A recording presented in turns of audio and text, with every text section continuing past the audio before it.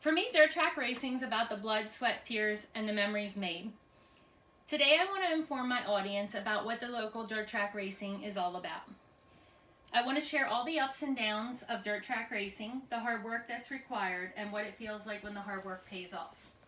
Have you ever been to a dirt track race? Have you ever heard of a local driver that may be racing in a dirt track? Do you know how many dirt tracks are within an hour of us? I've grown up in the local dirt track community ever since I was a baby. My dad raced, he worked on race cars, and brought me up in this environment. My husband raced, and together we own a dirt track racing parts business. It's a lot bigger in this area than what most people are aware. When my husband raced, we raced every weekend. Sometimes it was Friday and Saturday, sometimes it was Friday, Saturday, Sunday. Sometimes we traveled a half hour to the track, sometimes we traveled an hour to get rained out to travel another 2 hours to get to another racetrack.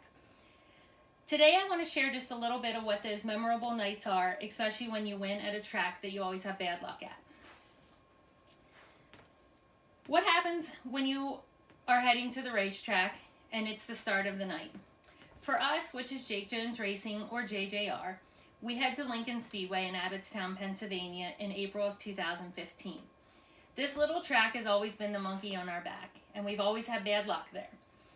The track's a 3/8 mile clay oval track, and its another name is a Pigeon Hills. We get to the track around 4 o'clock, and the crew unloads the car and starts to prep for the night of racing. Hot laps start at 4:30, with the racing starting at 6. For you that don't know racing, hot laps are about 2 laps long, sometimes shorter, sometimes longer. And it's just for the drivers and the teams to get out on the track to be able to see how the car feels and what the track conditions are. After Jake goes out for his hot laps, the car feels good, so he comes in, he tells the crew, basically just do some basic maintenance to get us ready for our heat race. Now it's time for the qualifier and the waiting game. For our qualifier, it's just a heat race, which basically, depending on what track you're at, it's 8 to 10 laps. For us, this night, it's an 8-lap race. He starts 5th in the first heat, and we've got 9 cars starting with the heat. 2 heat races for the night, with 18 cars on hand total for us. Around 7 o'clock, Jake pulls the car onto the track for our 8-lap heat race. Car's good, but the right rear loses some grip towards the end of the race. So he ends up finishing 4th in the heat race. Brings the car in, and the crew's getting ready to work to get the car ready for the feature. So in this case, what it basically means is Jake's out walking around, and the crew's getting the car ready, basically changing gears, changing tires, getting the setup right, and refueling the car for the night. In the meantime, me and the crew are waiting for the pill to be pulled. And what this means is with a pill, it is either number 0, 4, 6, 8, or 10. That's going to determine where we start in our feature. We find out that the 10 pill's pulled, which is going to start Jake 4th in the feature. Exciting for us, however, with the bad luck we always have at this track, we figure we'll be stuck in somebody else's melee, and we probably won't finish or we'll be in the back. Now it's around 9:30, and we're getting ready for our feature. In between all this, it's the waiting game. We pace, we wait, we talk, we watch the races. About halfway through the feature before ours, which is the sprint cars, Jake decides to climb into the car. The crew checks the lug nuts on the tires, make sure everything's good, pushes him out to the pits, and he gets lined up for the feature. Our feature is 20 laps long.